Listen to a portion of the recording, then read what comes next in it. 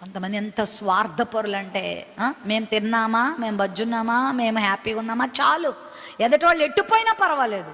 జాగ్రత్త సుమా, ప్రేమ లేని వాడనైతే నేను వ్యర్థుడను అంటాడు.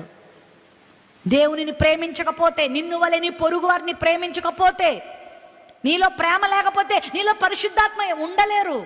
ప్రేమ కలిగి జీవించు, దేవుని ప్రేమించు, ఆయన సంఘాన్ని ప్రేమించు, ఆయన సేవను ప్రేమించు, బలహీనులను ప్రేమించు, అనాథలను ప్రేమించు, నీ తోటి వారిని ప్రేమించు, ఆపదలు ఉన్నవారిని ప్రేమించు, సహకరించు.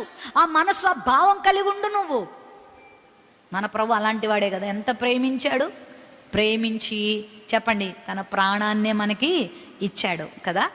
ప్రేమను ఆయన క్రియల్లో చూపించాడు. ఇవి దేవుని యొక్క లక్షణాలు. ఎన్ని చెప్పుకున్నాం? 3 చెప్పాను. ఒకటి దీన మనస్సు, రెండోది యేసయ్య పెందలకడనే లేచి ప్రార్థించే జీవితము, మూడోది ప్రేమ కలిగిన జీవితం. ఇవి మనలో ఉంటే మనం కూడా దేవునికి ప్రియులంగా ఉంటాము.